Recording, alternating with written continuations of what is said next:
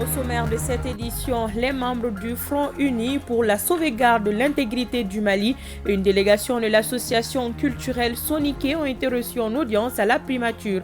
Les actions à mener pour la réussite de la transition et l'organisation très prochaine du festival Soniké en Mauritanie étaient à l'ordre du jour. De la primature, nous irons à Ségou où 387 élèves sous-officiers du Mali et d'autres pays d'Afrique reçus leur épaulette. Cette remise met fin à leur formation de base qui a duré 3 mois.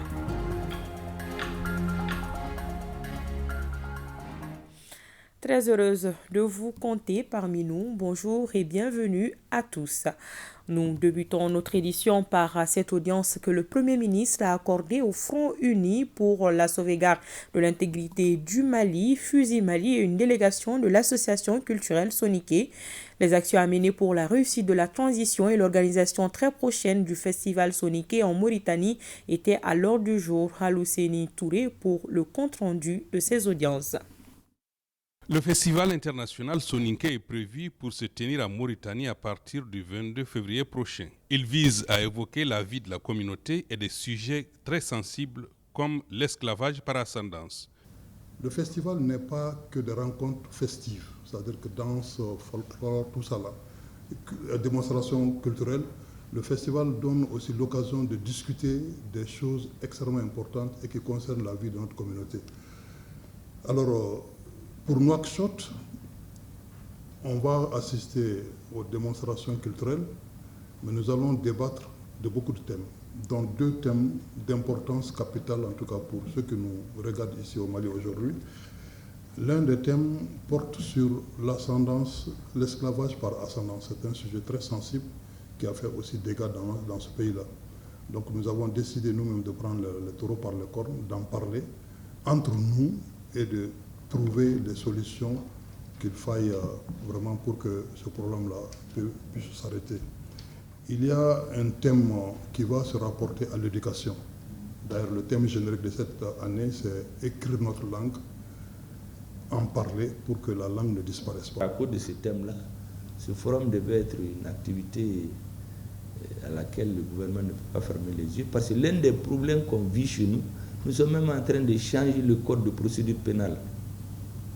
Il y a beaucoup de jugements qui sont en cours, qui sont centrés sur cette question. Donc c'est une question qui est d'actualité au Mali et qui ne doit pas passer inaperçue. Et c'est heureux que votre communauté le prenne en charge. L'autre question, c'est écrire et parler votre langue. C'est pour vous signifier en tout cas l'importance que nous nous accordons à la démarche que vous faites, au thème que vous choisissez, à l'importance de votre communauté dans l'histoire du Mali aussi longtemps que nous montons, et qui n'est pas donc à négliger. Au moment où on cherche à mettre les Maliens ensemble, je pense que l'une des grandes communautés ethniques qui est bien fondée pour parler à tous les Maliens, c'est la vôtre, parce qu'elle existe partout.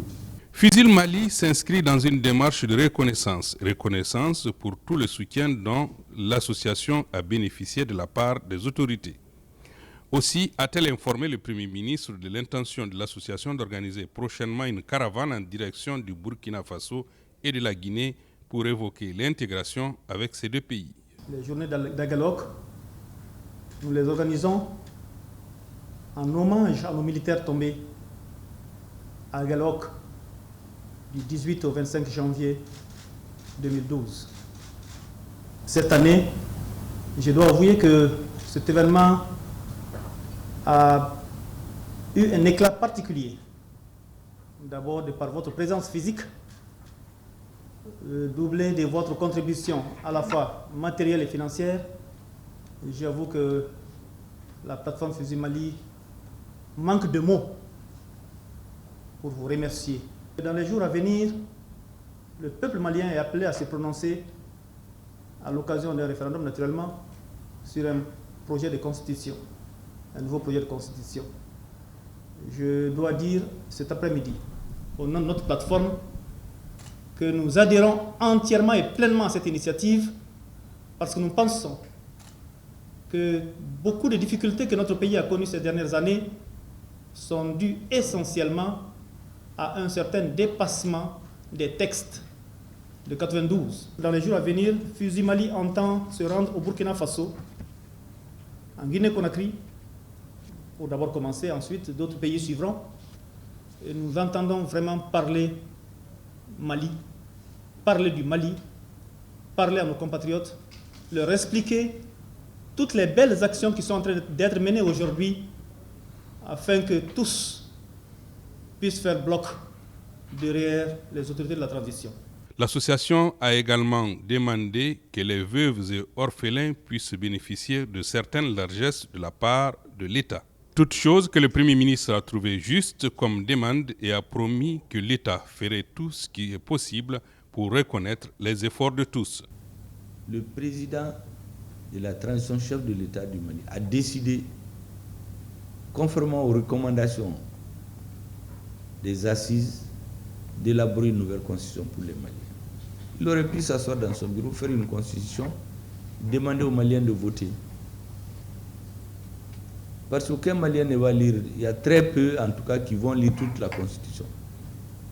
Au moment du vote, les gens se posent la question, est-ce que Nebe Assimi fait? Est-ce que je suis d'accord avec Assimi Goïta et ce qu'il est en train de faire et son gouvernement? Si c'est oui, on vote oui. Si c'est non, on vote non. Donc il aurait pu faire un texte et dire aux Maliens de choisir. Mais il a décidé d'élargir autant que possible les concertations pour montrer que toutes ces initiatives doivent être partagées par la majorité des Maliens.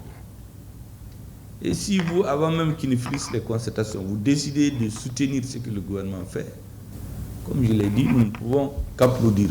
Toutes ces associations se rendent hors de nos frontières et sont considérées à ce titre comme des ambassadeurs de notre pays.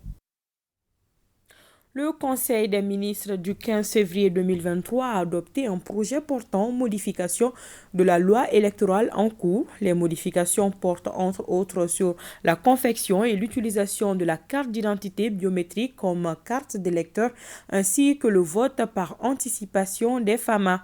Pour plus d'informations, suivons le ministre délégué auprès du ministre chargé des réformes politiques et institutionnelles. Sila Fatoumata Sekou Diko est au micro de Dougoufana Traoré. Les modifications ont porté essentiellement sur un peu moins d'une douzaine d'articles, mais qui concernent essentiellement 4 points. Ensuite, il y a quelques erreurs matérielles qui ont été corrigées. Suivant le décret numéro 2022-0639 PTRM du 3 novembre 2022, il a été institué et réglementé la carte nationale d'identité biométrique sécurisée, qui est en train d'être confectionnée, qui est même en train de commencer à être distribuée par le ministère de la Sécurité. Or, dans la loi électorale, cette mission revenait à l'EJ pour la confection de ce qu'on appelait en ce moment la carte d'électeur biométrique. Maintenant, en lieu et place, on va faire en sorte que la carte nationale d'identité biométrique sécurisée que le ministère de la Sécurité est en train de confectionner et de distribuer puisse servir non seulement des cartes d'identité nationale, des cartes consulaires, et puis prendre en son sein le bénéfice de la carte NINA, mais également servir des cartes d'électeurs lors des élections. En termes de coût, c'est plus que bénéfique pour notre budget. Le deuxième point porte sur la réduction du délai qui était prévu dans la loi électorale et qui disait que les coordinations de l'EJ doivent être installées au moins 6 mois avant le jour des scrutins. Il y a un chronogramme qui a été adopté et adossé à la loi électorale, mais aussi à d'autres textes. Et dans ce chronogramme, c'est ce délai-là qui a été repris. Donc, pour ne pas changer la teneur du chronogramme, on préfère plutôt revisiter la loi pour ramener ce délai de 6 mois à 3 mois pour rendre l'installation des coordinations tenable et en même temps la tenue du scrutin référendaire, parce qu'il doit se tenir le 19 mars 2023, de même qu'un certain nombre d'autres élections. Le troisième point concerne l'institution du vote par anticipation au profit des forces armées et de sécurité. Les mobilisations sur les théâtres des opérations sécuritaires et militaires généralement se font de manière impromptue. Donc c'est de donner une autre chance que les militaires peuvent utiliser éventuellement pour pouvoir bénéficier du maximum de garanties pour exercer leur droit constitutionnel de vote. Le quatrième point, 6 textes qui concernent les réformes administratives et territoriales. Donc ces réformes vont sûrement avoir un impact sur la cartographie électorale et donc sur le fichier électoral. Donc par cette disposition modifiée, c'est de permettre à ce que l'EJ puisse intervenir sur le fichier électoral et apporter les correctifs nécessaires sans que cela puisse prêter à suspicion. À côté, il y a des erreurs matérielles comme dans l'article 149 où on a par inadvertance mentionné le mot candidat pour le scrutin référendaire, alors qu'on sait qu'au niveau du référendum, c'est soit le oui ou soit le non, il n'y a pas de candidat. Le message particulier, c'est de rassurer les Maliens, nos compatriotes, et de leur dire que les plus hautes autorités sont en train de prendre toutes les dispositions pour que le scrutin se passe dans les conditions les meilleures pour tout le monde de manière transparente et crédible. Ouverture de la rencontre de haut niveau du comité de plaidoyer de suivi des réformes électorales. Cette rencontre vise à renforcer le dialogue entre les acteurs politiques et ceux de la société civile sur l'avant-projet de la nouvelle constitution. On en sait plus avec Mamadou Fani. La réflexion et des échanges sur l'avant-projet de la nouvelle constitution et la tenue du référendum au cœur du comité de plaidoyer et de suivi des réformes électorales. Cette rencontre de haut niveau a pour objectif de réfléchir sur l'opportunité de la tenue du référendum et de promouvoir le dialogue entre les acteurs politiques et ceux de la société civile en vue d'un consensus. Nous sommes convaincus que de cette rencontre, nous allons tirer des pistes. Parce que nous n'avons pas la prétention d'avoir des solutions toutes prêtes à proposer, mais déjà de mettre les différents acteurs ensemble et de les obliger à se parler est déjà un point positif. Nous sommes au niveau de l'Institut néerlandais pour la démocratie multipartite vraiment en attente des recommandations et des conclusions qui vont sortir de ces 2 jours de travaux, car nous sommes convaincus qu'elles permettront d'aller vers ce référendum dans un climat plus apaisé. Aujourd'hui, une opportunité inespérée s'offre à nous pour un nouveau et un bon départ pour notre Maliba. Et pour rendre ce Maliba plus fort, plus résistant, plus résilient. Un Mali émergent, un Mali prospère, un Mali puissant, un Mali à fière allure. En ce sens, nous sommes inexorablement liés et surtout naturellement dépendants des uns et des autres. Il est attendu à l'issue de cette rencontre un débat franc avec des arguments objectifs sur la nécessité de la tenue du référendum et de convaincre les sceptiques au projet de réforme électorale. Les résultats de l'étude initiée par le consortium Moussonet-CAP-DH sur les violences basées sur le genre sont au centre d'un atelier de haut niveau multi-acteurs. L'objectif visé est de fédérer les efforts dans le cadre de la lutte contre les VBG en vue de l'amélioration du cadre juridique de protection des droits des femmes au Mali. Les explications de Inaba. Le Mali ne dispose toujours pas de loi contre les violences basées sur le genre. Malgré la ratification de plusieurs instruments et traités, les femmes peinent à avoir gain de cause. Qu'à cela ne tienne, elle intensifie les initiatives afin de convaincre les décideurs à tous les niveaux. C'est l'objectif de cette rencontre. Une rencontre qui entre dans le cadre de la mise en œuvre du projet Mousso Congo Ambé Congo. Les populations en général, les femmes en particulier, ne jouissent pas de leurs droits fondamentaux consacrés par des textes nationaux, régionaux et internationaux auxquels le Mali a souscrit. De 2012 à nos jours, le Mali vit une crise multidimensionnelle avec son cortège de crimes et de violences sexuelles et sexistes inouïs dont les femmes et les filles payent le plus lourd tribut alors qu'elles demeurent toujours sans réparation. Ça concerne tout le monde, les hommes aussi bien que les femmes. Tout homme a une femme, une fille, une sœur, une maman. Donc les questions de violence faites aux femmes et aux filles ne concernent pas seulement les femmes, ça concerne toute la population. À l'instar des pays voisins, je souhaite vraiment, vivement, que les plus hautes autorités maliennes puissent faire adopter une loi réprimant spécifiquement de telles violences. Ce projet biennal Mousso Congo Ambé Congo est financé par Oxfam à travers son mécanisme Voice et mis en œuvre par le consortium Moussonet CAP-DH. Il couvre les régions de Kaï, Koulikoro, Sigasso et le district de Bamako. Au niveau du département, depuis 2017 aussi, on a déjà l'avant-projet de la lutte contre le BBG qui a été déposé par la société civile. Et nous y travaillons à l'interne. Nous agissons avec tact sur ce dossier-là. Sinon, l'objectif final, effectivement, c'est d'avoir cette loi à moyen et long terme. Le but du projet est d'améliorer le cadre juridique de protection des femmes et des filles, et cela afin de lutter contre les violences et les inégalités à l'égard des femmes et les filles au Mali. Les villages de Tenkaré et Guétala dans la région de Caï viennent de recevoir leur relevé d'identité bancaire de la Banque sahélo-sahélienne pour l'investissement et le commerce BESIC Mali. C'est dans le cadre du concept Point Diaspora du programme Tunkaranke. Boubacar Bablé Touré a fait le reportage. Un pari de plus gagné par le programme Tunkaranke en partenariat avec la Banque sahélo-sahélienne pour l'investissement et le commerce BESIC Mali. Celui d'un développement harmonieux des villages à travers le concept Point Diaspora. Un concept qui vise d'abord à favoriser une inclusion financière à travers les fonds envoyés par les Maliens établis à l'extérieur. Ensuite, permettre un développement de ces villages à partir des frais d'envoi. Des opérations qui nécessitent l'ouverture d'un compte au nom des villages bénéficiaires, d'où la remise officielle des relevés d'identité bancaire au comité villageois de Tinkaré et Guétela dans la région de Caï.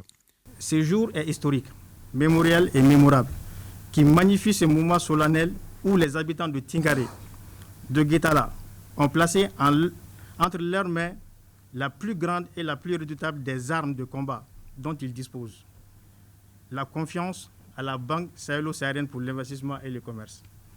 C'est avec la même conviction, la même détermination, la même foi en l'avenir et au devenir de notre pays, le Mali, que le directeur général de la BESIC Mali a accepté ce partenariat comme pour nous dire que la BESIC Mali place aussi toute sa confiance en vous. Nos plus hautes autorités et nous-mêmes sommes unanimes que les coopératives et autres organisations de l'économie sociale et solidaire ont un rôle essentiel à jouer pour favoriser le développement dans les zones rurales en offrant des perspectives d'emploi productifs et en améliorant les conditions de vie de ces populations. Ces fonds issus des frais d'envoi serviront à créer des activités génératrices de revenus au sein du village, pilotées par un comité villageois. Les bénéfices ainsi générés seront destinés à financer des projets de développement comme la construction de centres de santé, d'écoles, sans oublier le domaine de l'agriculture au profit des communautés à la base. L'initiative vise à soutenir les efforts déployés par le gouvernement de la transition pour asseoir un cadre de développement socio-économique durable, inclusif et intégré à la base, en mettant les acteurs locaux au cœur de la dynamique économique et ce, en facilitant leur accès au financement bancaire. L'initiative dont il est question est parfaitement alignée sur les priorités gouvernementales relatives au secteur du développement rural. La cérémonie a été marquée par la remise officielle des relevés d'identité bancaire aux représentants des villages de Tinkaré et Guétela et la projection d'un film sur une phase pilote de cet ambitieux projet du programme Tunkaranke. Comme mentionné dans les titres, 387 élèves sous-officiers du Mali et d'autres pays d'Afrique viennent de recevoir les épaulettes. Cette remise marque la fin de la formation commune de base de 3 mois de première année de l'ESO de Banankoro. Direction l'école des sous-officiers de Banankoro avec Fousseini Samake. Ils sont 387 élèves sous-officiers d'actifs de Banankoro, dont 105 personnels féminins à boucler leur formation commune de base de 3 mois en première année, ce qui leur permet d'obtenir l'épaulette appelée passant. Ces jeunes deviennent des EOA1. Le directeur du centre, le colonel Sidi Lamine Traoré et son encadrement ont enseigné à ces jeunes durant 3 mois certains fondamentaux de l'armée. Pour ce passant, j'en suis très fière et je suis reconnaissante pour ce passant. La première année est une année de souffrance qui a été très dure pour moi, mais avec le temps, je sais que ça ira. J'ai envie de continuer cette formation car au bout des 2 ans, je suis sergent et je serai fière de rentrer à mon pays avec un grade sergent. C'est une formation qui est basée sur plusieurs paramètres, dont la formation physique, intellectuelle, morale et psychologique. Et vraiment, je suis très heureux d'être dans ce pays qui est une terre de référence en matière de formation militaire. Ces jeunes de l'ESO de Banankoro sont composés de 2 Sénégalais, 2 Burkinabés, 2 Togolais, 2 Tchadiens, 2 Nigériens, 3 Gabonais et 374 Maliens. Je rassure bien sûr la hiérarchie et que nous allons continuer sur cette lancée et je suis prêt à servir ce pays dignement. La cérémonie de remise des passants à cette 18e promotion de l'école sous-officier d'actifs de Banankoro a pris fin par un défilé militaire des aînés de la 2e année, suivi de ceux de la 1re année. C'est tout pour cette édition. Bon Juma à tous et à demain, plaise à Dieu.